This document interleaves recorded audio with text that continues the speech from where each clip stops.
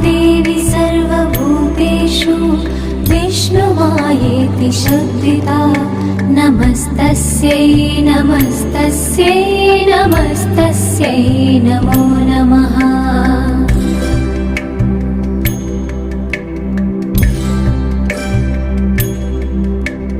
या देवी सर्वभूतेषु चेतनेत्यभिधीयते नमस्तस्यै नमस्तस्यै नमस्तस्यै नमो नमः।